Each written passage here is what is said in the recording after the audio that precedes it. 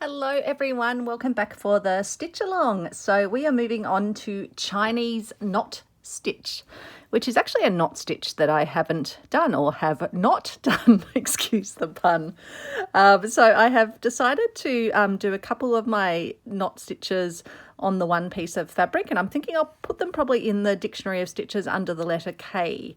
And so I'll also probably, I'm assuming we'll do French knot, or we'll do it anyway. And so I can have all my knot stitches around a central location or above and below. So Chinese knot stitch is the one we're doing. I've actually worked out an even easier way to do it than the way the book demonstrates. So I'll start by demonstrating the book version, and then I will demonstrate my own version. So I have just, I've stitched my knot just in my version of backstitch, and then I've written using my friction marker Chinese, which is the Chinese knot stitch. And I've started doing it just to experiment with the stitch, and I'll start by showing you how the book says to do it. So the book says anchor it on the back, so with a knot at the back, or if you're working with your sort of existing thread like I am, come through to the front. And so the book then says to form a loop like that, so that your thread is then coming around the top. It then says to twist your loop so it goes over the thread at the back. They then say to put your needle back into the fabric, but not through the same hole where it has come out. They then say to grab the thread and tighten it around the needle, to then hold it taut with a finger, and to then push it through the fabric at that point, holding the thread taut as you pull it through. And then at the end they say to put your thumb or your finger on the knot as you pull it through. So that's quite a few steps, but you do get that nice little knot stitch. What I'm now going to show you, and I'll actually put one in between those two knots, is I'm going to come through. I'm going to loop my finger under the thread this way. I'm going to bring it around so that I get my knot where I want it to be. I'm then going to push my needle, and I've got a felt mat under here, so it's like a grey felt. I actually got it from the Reverse Art Truck, but you can buy like sewing mats that are these felt. And with the needle pushed in and looking after itself, I'm going to tighten the thread, and then I'm going to make sure the needle's pushed down into the felt, and I'm actually going to let it stay in the felt while it goes through the fabric, and then that way I'm not having to do all that shenanigans. The needle's taking care of itself and pulling the thread through. So let me show you that again. So I'd actually filmed a video with their technique, and I went, I think this technique's a bit easier. So we're going to put our finger under the thread. We're going to twist our finger around so that we get the thread and the loop sitting over the thread at the back. We're then going to go back into the fabric, not through the same hole, but as close to as we can. And we're going to stick our needle down into our base, so into our felt or whatever we have. And then we're actually going to let the needle sort of do all the work of pulling it through, and we get then that nice little knot on the surface. So let's pop across to our letter E. So again, making our loop, twisting it around, finding that little spot where we can take ourselves back into the fabric, pushing our needle well down into our felt or our base, and then pulling through. So as you can see, they sit a little bit out, particularly if your thread's a bit bouncy, like this lovely Razzle thread from Sue Spargo. Just finding that spot that's not exactly the same, pushing the needle really in, lifting my fabric up, and the needle just actually in that case stayed all the way in the base underneath, which is great. Just makes it so much easier than trying to hold it all with your finger. Let's just find it. The main thing is, not going back in through the same hole, just finding that perfect spot, pushing your needle down. It helps if you push your needle sort of straight down rather than on an angle. And then again, it's just stayed in the base underneath, which allows me to then just pull the thread through. Again, popping up, coming around, finding that hole, pushing it in, tightening the thread up, and then pulling through with your thread nice and taut.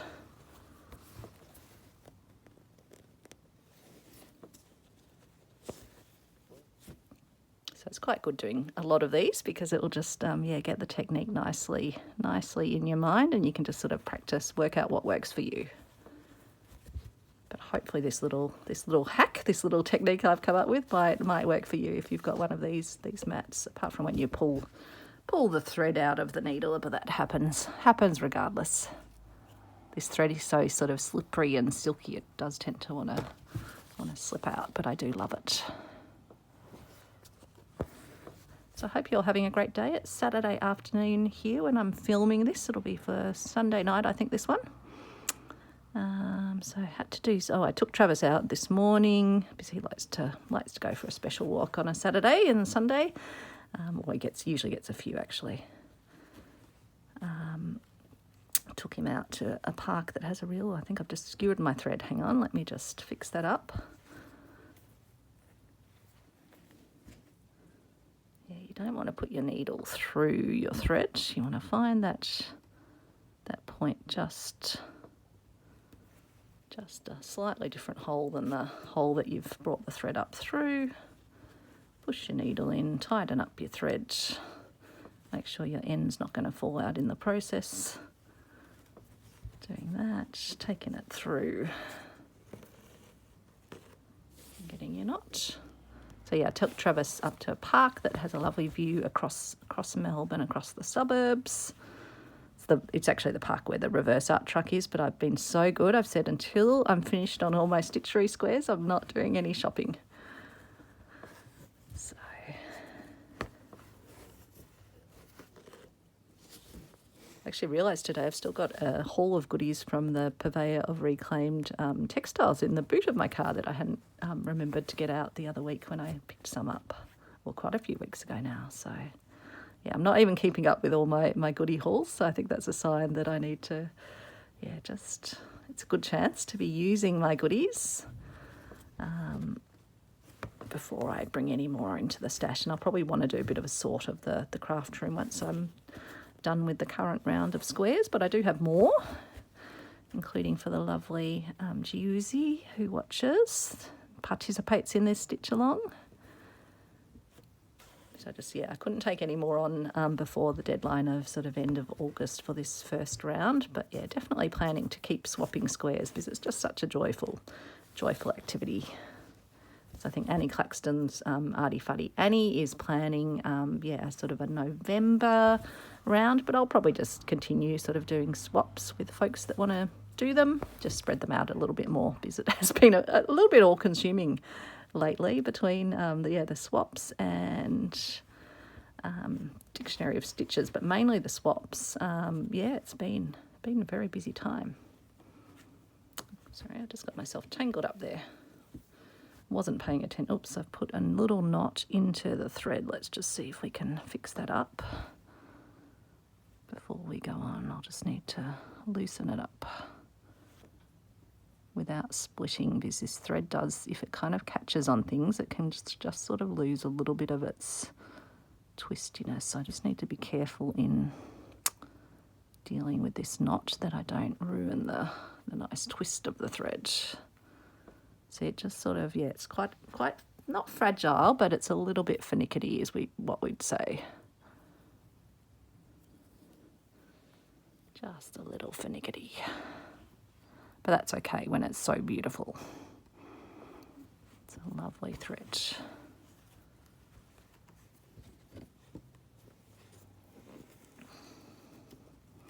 And this time I've left the end too long. Again, just holding it nice and tight as we pull it through is the trick. Okay.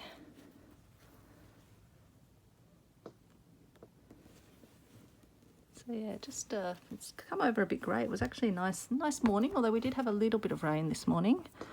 But yeah, then I was doing chores. I had just basket loads of washing to put away. So alas, sometimes we have to do the house chores. And then I thought, nope, I'm going to spend the afternoon stitching away. Got some lovely leftover wood-fired pizza for dinner with some leftover pasta as well. So that's an easy dinner. Maybe some stewed apple and ice cream for dessert, perhaps.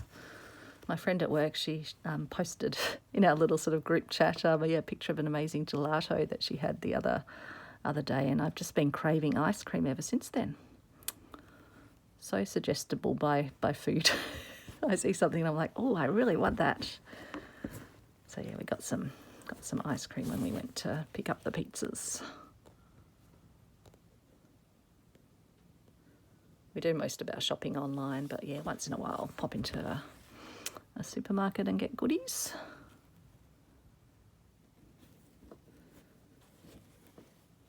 But yeah, really noticing just how much prices of things going up these days. I know everyone's commenting on it, cost of living and all of that, but my goodness. Some of the tubs of ice cream were, like for the specialty ones, they were like $12. And it's like, my goodness. I actually went just to the style we used to have as kids, the Neapolitan. So the vanilla, the chocolate and the strawberry. But it was actually a quite nice ice cream. We had some cones left from when the nephews and nieces were in town. So yeah, had a little ice cream for dessert last night in a cone. Bit of fun.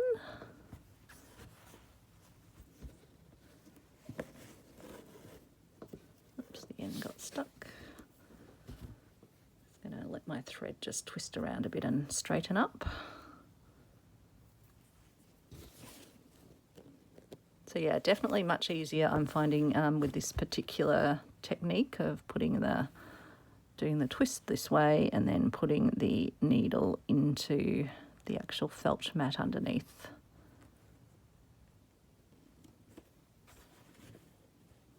Oops.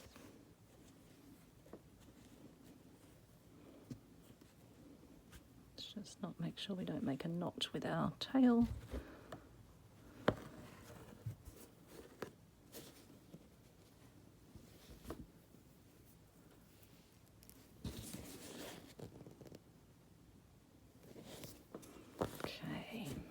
Again.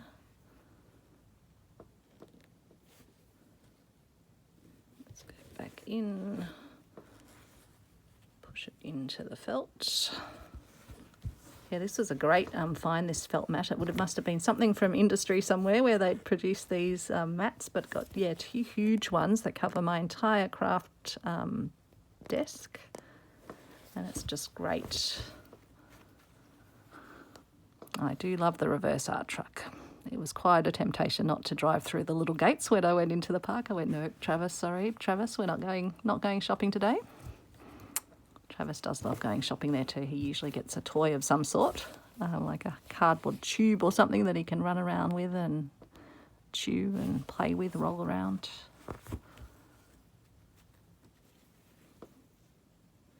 Travis, in case if you're new to the channel, Travis isn't a kid, although yeah, he's just a fur kid really. He's a black Labrador, the size of a small pony, really. He's a big boy. One of my Stitchery Swap ladies asked, what does Travis look like? So I sent her a picture. She was actually the one that sent me the most beautiful cross-stitched version of Travis, and she said, oh yeah, he's a big boy, so shiny.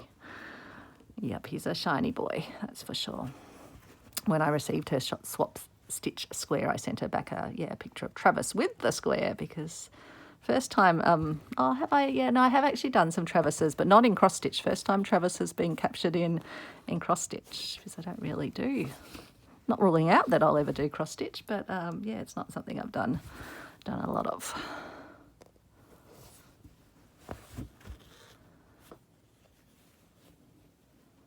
It's nice that this is in a red actually, because red's a very auspicious colour for Chinese people. My friend Helena, I went to her wedding in Hong Kong, and yeah, she was dressed in red, and we were all asked to wear red as well. I think she had a couple of wedding dresses, one that was a more traditional Western dress, as well as the red dress in a more traditional Chinese style.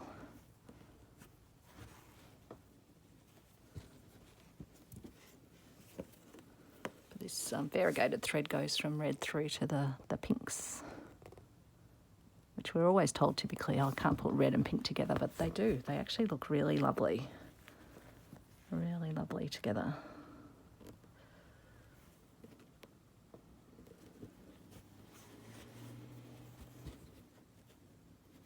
Oops.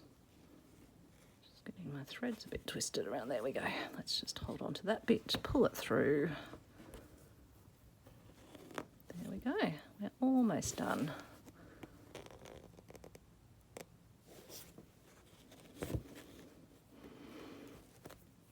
You've probably well and truly got the hang of it, but that's okay. At least it's giving us some nice chat time in our premiere chat for those that join our little chat that we have when these videos premiere.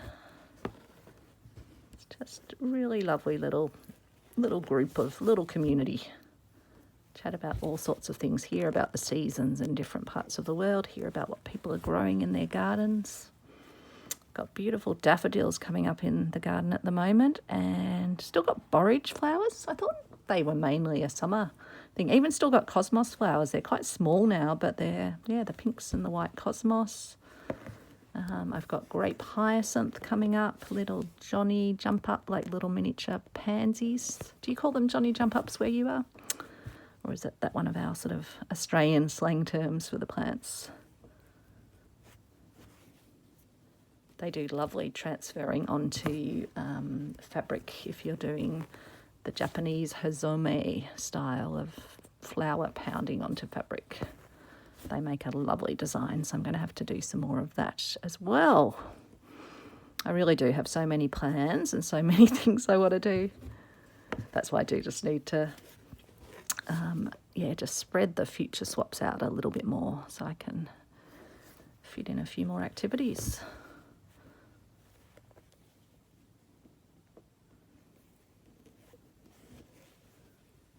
Okay.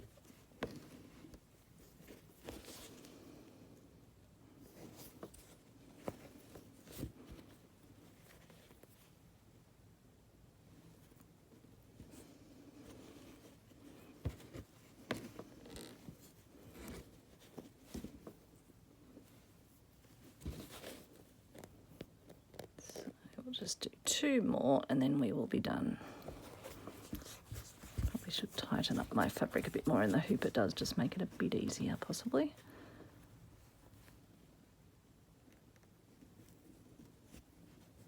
It does get harder as you're getting down closer to the end of your thread to do what you need to do.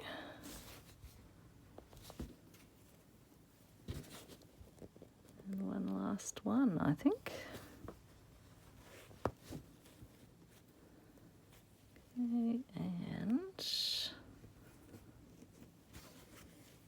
tighten our thread up, leave our needle into the fabric, pull it through, and there we go. That is our Chinese. Let me just tighten. I'll just take my needle out from the back. I'll rethread that in a moment to finish it off at the back. And I'll just, give you a good look at the finished product. So beautiful little roses. It would be fabulous in a little garden scene as little flowers. Could use it as a lovely bordering piece. So I hope you like that. And tomorrow will be colonial knots. So I'll write my colonial down here. Thanks so much for watching, and hopefully that was helpful to you. Take care, everyone. Bye.